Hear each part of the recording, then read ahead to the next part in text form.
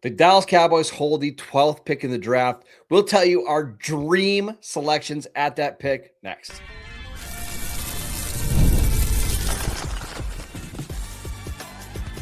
You are Locked On Cowboys, your daily Dallas Cowboys podcast. Part of the Locked On Podcast Network, your team every day. Welcome back to the Locked On Cowboys podcast, part of the Locked On Podcast Network, your team every day. We'd like to thank you for making us the #1 sports podcast network. I am your host, Marcus Mosher. He is Landon McCool. And on today's show, we're talking about the Cowboys potentially trading up in round 1. We're going to talk about some low-cost free agents that the Cowboys have that we might be open to bringing back in 2026. But let's start with this question, and I believe it's from Clayton. He wants to know, who are your guys' dream but realistic selections at number 12? Because I think guys like Arvell Reese probably going to be off the board inside the top 5. So who are some guys that realistically that could make it to 12 that you would be so fired up about? So there's like 2 or 3, right? And I think that again, what's realistic, but we're going to talk, like, obviously Arvell Reese to us seems that's not going to happen. So we'll get to him in a second, though. Yeah. I think for me, it would come down to Bain, right? Or Caleb Downs.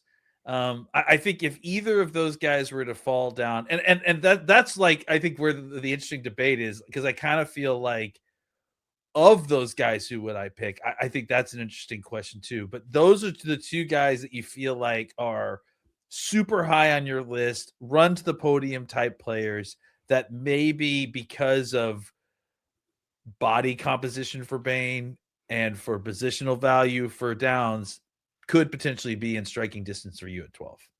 Those are the 2 names for me as well. I want to debate these guys a little bit. We haven't done a whole show on Reuben Bain, but I love his tape. I mean, it's so much fun. I think I was saying yesterday on Twitter that, like, I giggle watching his tape because it's so fun to watch him play. He gets so low.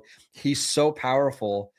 But you're also starting to hear more whispers that he could be a guy. And I think Mel Kiper Jr. was the first one to say that he could be a guy that falls into like the teens. I mean, I understand people knocking him from arm length, but this guy is an awesome player who's productive. I don't get it. Well, it's arm length week, isn't it, Marcus? I mean, it's the week to argue about it. So, that's probably part of it. But yeah, I mean, it's hard not, especially for old school folks, like, it's hard not to watch a guy like Bain and not think of James Harrison, right? That's like, I mean, it looks like you're watching him, right? It's just like he was reborn.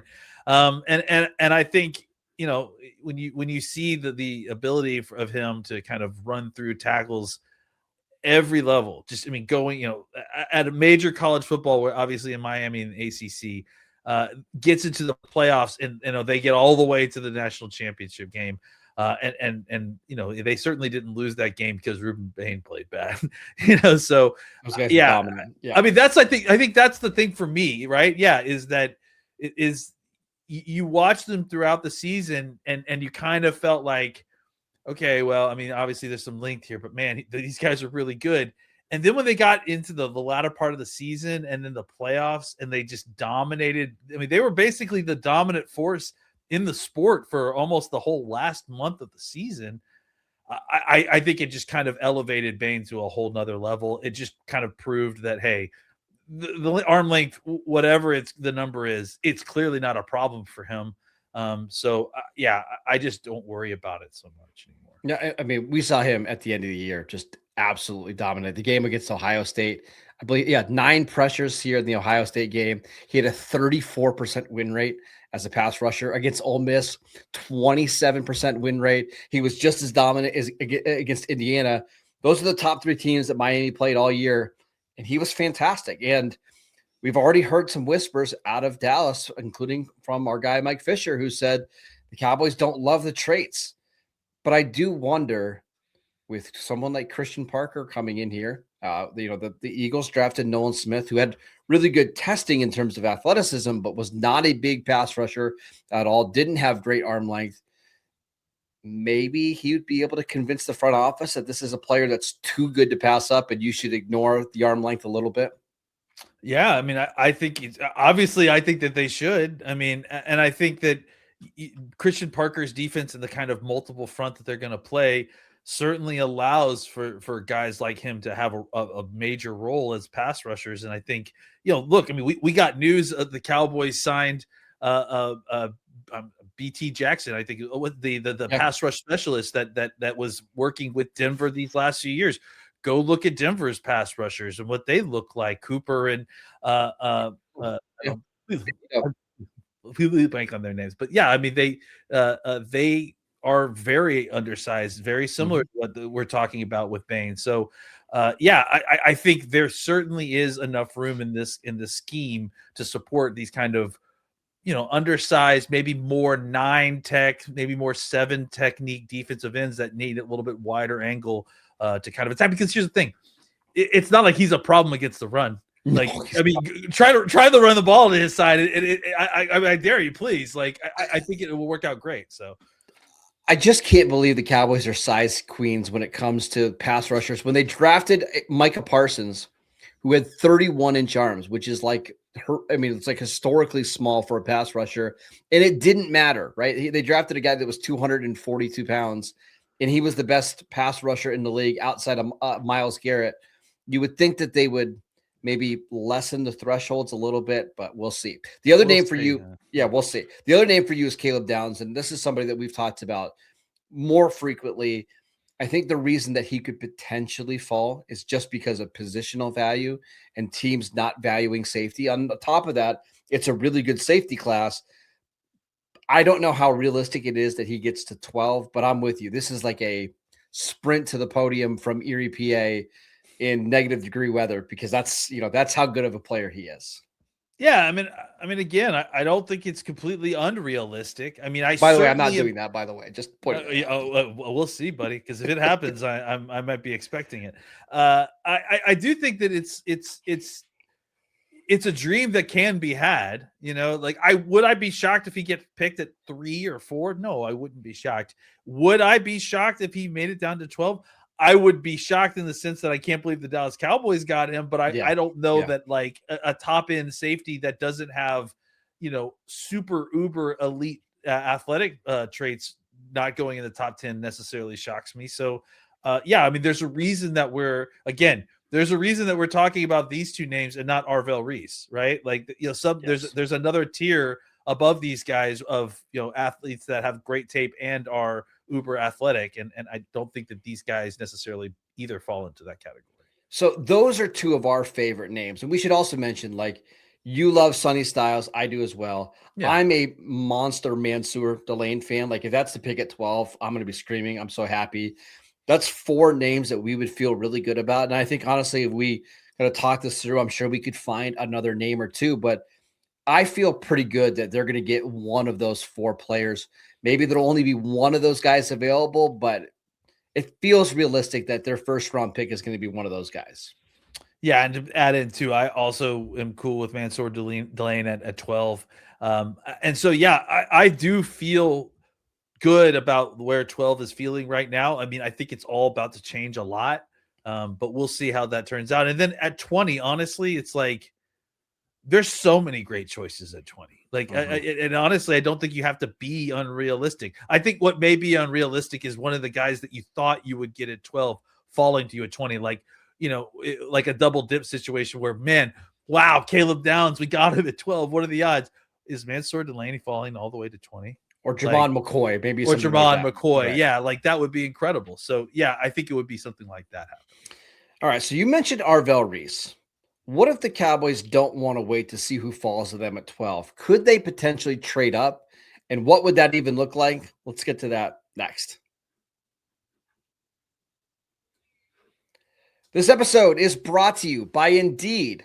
Workplace chaos, deadlines stacking up, inbox overflowing, and the one position you still have to fill is sitting open. When the pressure's on and you need the right hire, this is a job for Indeed sponsored jobs. Indeed sponsored jobs help you reach the right people who actually fit what you're looking for with skills, experience, and location. So you're not just hoping that the right candidate stumbles across your post. So if you're hiring, spend less time searching and more time interviewing candidates who check all of your boxes with Indeed sponsored jobs. And listeners of this show get a $75 sponsored job credit to help get your job the premium status that it deserves at Indeed.com/podcast. Just go to Indeed.com/podcast right now and support the show by saying you heard about Indeed on this podcast. Indeed.com/podcast. Terms and conditions apply. Need to hire? This is a job for Indeed sponsored jobs. This episode is brought to you by Home Chef. As the new year gets going, a lot of people are trying to simplify their routines, and dinner is always a big one. Between busy work days, cold winter nights, and packed schedules, having an easy and reliable dinner plan makes a huge difference. And that's where Home Chef comes in. Home Chef takes the stress out of cooking by delivering fresh, pre-portioned ingredients right to your door with easy-to-follow recipes that actually taste great. They're rated #1 by users of other meal kits for quality, convenience, value, taste, and recipe ease. And it's easy to see why. Meals come ready to fit your schedule, 30-minute recipes, oven-ready trays, or quick lunches. And for a limited time only, Home Chef is offering our listeners 50% off your first box with free shipping and free dessert for life. Just go to homechef.com/lockedon. That's homechef.com/lockedon for 50% off your first box with free shipping and free dessert for life. You must be an active subscriber to receive free dessert. Welcome back to the Locked On Cowboys podcast. We'd like to thank you for making us your first listen every single day. The offseason never stops around here. I mean, even with Cowboys especially. Like, there's just always news. So be part of the Everydayer Club. You're going to get ad-free episodes of this show for just $5 a month. Tap the link in the show notes to learn more, or go to lockedoncowboys.supercast.com to join the club. All right, Landon, let's talk about trading up, because this is something that we actually have not talked about really at all. And that's partly because there just doesn't feel like there's many players in this class that are worth trading up for, because it feels like the quality of player you're going to get at 6 isn't going to be all that different from 12. On top of that, the Cowboys have no second or third round pick, and it makes trading up a little harder. But is there a realistic way that they could trade up in the first round? Well, I think the third element I would add in too is that you don't want to. There's a volume of picks issue, right? It's not even just that you're missing your second and third pick, which are obviously good trade fodder, but on top of that, like, you have a large number of needs you need to fill, and you don't necessarily want to reduce the number of picks that you've got in kind of area where you can go get a starter. So I think what you have to do is find a way to use pick swaps and use both of your first round picks, and find a partner that may be willing to give up their fourth, and then a second round pick, a high second round pick for your 2 first rounders, and then hope that the point differential can be made up with future picks or whatever, however we want to make that up. So we kind of came up with a couple different scenarios, and I know you found a good one. Yeah, and let's talk about the player first, because as much as we like Caleb Downs, I don't see the Cowboys trading up for a safety. And I know he's more than a safety, but he's a safety. I don't see them trading up for Reuben Bain, even though we love him because of the arm length. So who is the one player that they could potentially trade up for? I think the name is Arvell Reese. And the idea is, if you trade for Reese, he's just a perfect fit in Christian Parker's defense, because he can rush, he can blitz, he can cover, he can do everything you need. Maybe they think he's the next Micah Parsons, and that's the guy they've identified. Now, he's not going to last very long on the board, right? Like, I think probably the furthest down, to me, his range is like 2 to 4, right? The Raiders aren't taking him at 1. The Jets could take him at 2. The Cardinals could take him at 3, and the Titans would certainly take him at 4. So I think the Titans are the team here, Landon, that make the most sense to trade up with. Yeah, and I think, the thought process here too with the Titans is that, they have needs specifically, and they seem to be running back and wide receiver. And maybe you don't want to spend a 4th round pick on any of these. Well, certainly not the running backs, but unless maybe they do, maybe they want to get Love at 4, but maybe they've come to their senses and they're like, man, we could do this trade and just get the pieces that we want while still kind of paying at the value that I think is more appropriate. And they also get the opportunity with their second pick to move into the second round, which again, they are a team that's rebuilding. So more picks for them is obviously good. But in this case, since you're getting 35 back, you don't lose the number of picks you're going to get. And honestly, from a Cowboys point of view, 20 and 35, as far as the player that you're going to get, is not a huge difference. It's a real plateau. And frankly, you may be getting better value at 35 than you are at 20 in some ways. Maybe not a better player, but better value for what you're paying. So we'll see if that really makes sense. But I think it's not completely unrealistic that Tennessee would be interested in the trade. Yeah, and I could see it being, you mentioned Jeremiah Love at 4, but I could also see it being someone like Mekhi Lemon, who is we'll see what he's going to measure in it this week at the Combine, but he might be a 5'10", 190-pound receiver that they love, but maybe they feel like, okay, 4 is a little rich, but 12 is where we can get him. Or maybe it's a combination of the two. Hey, we love these two skill guys. We'll be thrilled with whatever one gets to us at 12. And let's use that pick 20 to draft the best available offensive lineman or the best pass rusher available, because probably like maybe they love Keldrick Falk. Maybe Robert Saleh thinks he could be, his Michael Williams or whatever. There's just no way he's getting to 35. But at 20, that's way more realistic. You could come up with a million scenarios.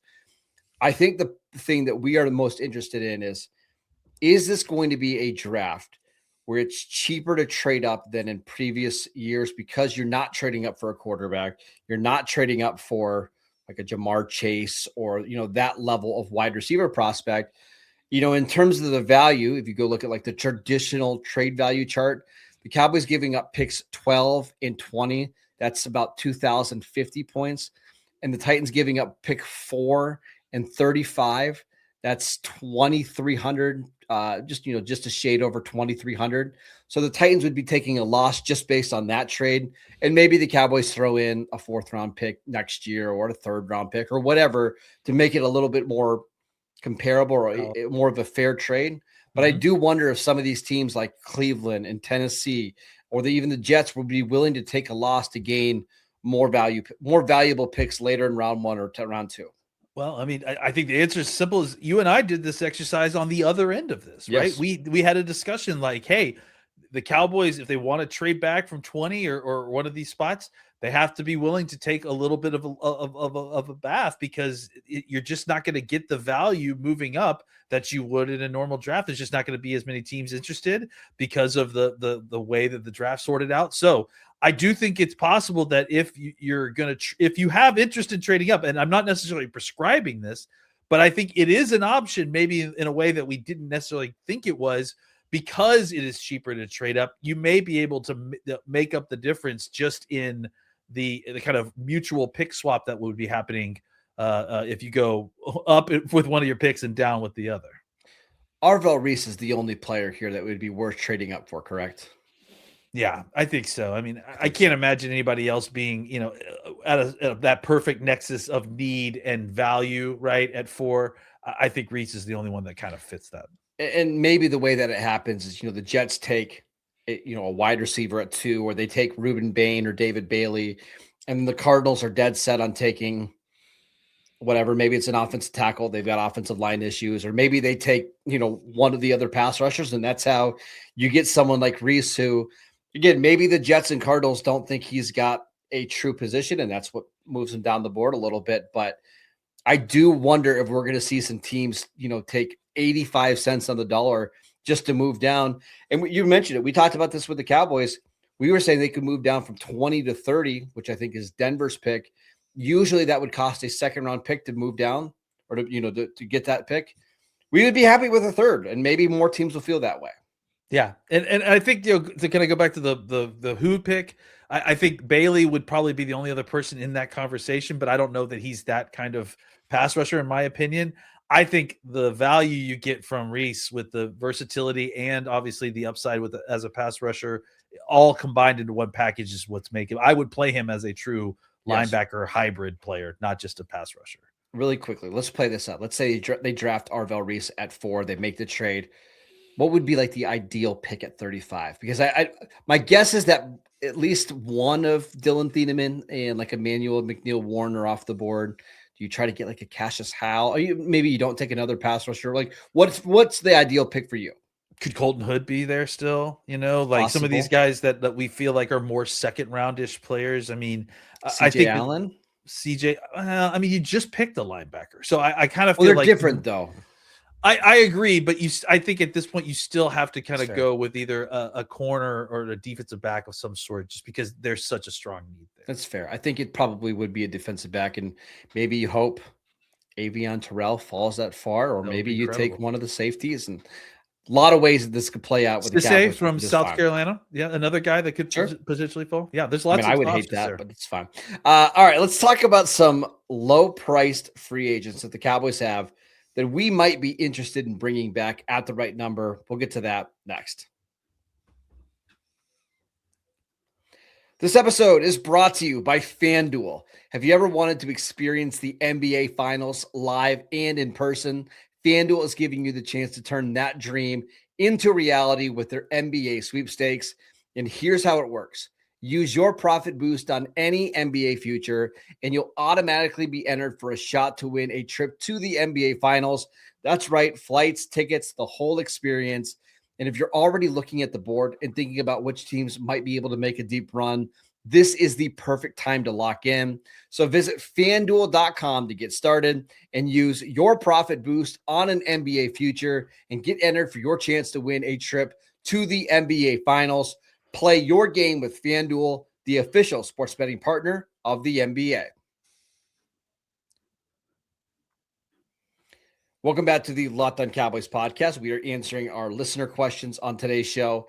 And the final one here is, Landon, are there any low-price free agents that the Cowboys have right now that you would be interested in bringing back on a cheap contract? Some of the names: Sam Williams, Jalen Tolbert, Dante Fowler. Anybody that interests you? I think Fowler is a guy that I would be interested in. I mean, you've brought him back several years in a row, and every year he's come out and he's given you decent production. It never feels like you regret paying him, right? Like, I feel like, I don't know what his number is going to be, but if it's similar to last year, if I'll he pull can it come up. in, yeah, I think it was like 7 or 8. I think it was maybe? $6 million last year, but I got to believe it's going to be less this year. Yeah, and so if he wants to come back on a $5 million deal again this year, I actually think he might be a little bit even of a better fit, like in this defense now. I mean, just he might be able to play a little bit up front with more heavy bodies inside on the field more often. So, yeah, I think he certainly is a guy that I would be interested in. 1 year, $5 million is what Pro Football Focus is projecting him right now. Yeah, I think that's fair. I think that's what I would do that. Yeah, I think that's what you pay a fourth edge rusher, right? Yeah, and I think again, he's shown me to be a guy that is going to produce. He can produce, right? And let him prove us wrong there. I just think that you've got to find ways to kind of get some veteran experience here, some leadership, some guys that can come in and plug some holes for you. You just have a lot of holes, right? And you got to find ways to like fill those, like, and it can't just all be through high price free agency and draft picks. You need guys who can come in and play right away, and you can't necessarily rely on a fifth round pick this year to come in and be a contributor. So yeah, I think there's guys like that. I would see how much I would let him go do his thing, and you're going to hate this. I would see how much Sam Williams was getting asked. I don't hate that. Talked about. I think he still has some talent to him. Like, and if it's like a fifth pass rusher special teams situation, I could see that potentially being interesting for the Cowboys. But only in this exercise. I don't know that I necessarily would call him out in a larger pool of free agent defensive ends. What do you think his market rate is right now, according to Pro Football Focus? Just give me a number. Like 3.5. It's 1.25. Okay. Veteran minimum. That's fair. I mean, he hasn't done enough, and he hasn't shown that he can be the player that we've seen flashes of. But we have seen flashes, so. I I think he's a guy that's probably going to get something on the market. Like Jalen Tolbert. Not for us, just because I think, there's just too much in the end right now. Like you mentioned last time we talked about this, he was a healthy scratch those last few weeks. I think for Tolbert's sake, he probably needs to go elsewhere anyway. I think he can get more snaps elsewhere. And honestly, I think he's going to end up being a value. A guy like Jalen Tolbert more than most people do. I think he got into a rough situation here where he got surpassed by Flournoy. He doesn't really do a lot on special teams, so there's just not a role. But I think this is for both sides. I think it's time to move on. Yeah. I got one name here that I want to give you that we have not talked about at all. This is for the real everydayers, the real nerds. I would bring back Robert Jones, who suffered a neck injury, I believe in training camp or in preseason. Yes. If you're going to move on from one of Bass or Hoffman, maybe you don't want to give those guys the second round tender. I think you bring back Robert Jones on a veteran minimum contract, which is what he got last year. And maybe he could step into one of those roles, assuming he's relatively healthy. I agree. And I if I remember correctly, they really liked him before he got hurt. I mean, that thought that he looked really good and fit what they were doing really well. I'm pretty sure that they were going to at least have him compete with Booker early on. Yeah, absolutely. For that spot. So, I think that's not necessarily what we would be re-signing him for now. I think that's Booker's job. But I think to come in and be – yeah, I think so. Probably. I think they bring Jones back in, and he could be a very high end backup. I think you're having him fight for like that second backup offensive lineman on game day that's active with TJ Bass, right? So I'm 100% in. Hope they bring him back. That is it for today's show. We'd like to thank you for making Locked On Cowboys your first listen every single day. If you never miss an episode, the Everydayer Club is built for you. Get Locked On Cowboys ad-free plus members-only Discord access and so much more. And head over to lockedoncowboys.supercast.com to join the club. And for those of you on video, we can send you the first ever 24/7 national NBA YouTube channel. And on audio, make your second listen the Locked On NFL Draft podcast. Follow Landon on Twitter at McCoolBCB. I'm at Marcus_Mosher, and we'll see you right back here tomorrow.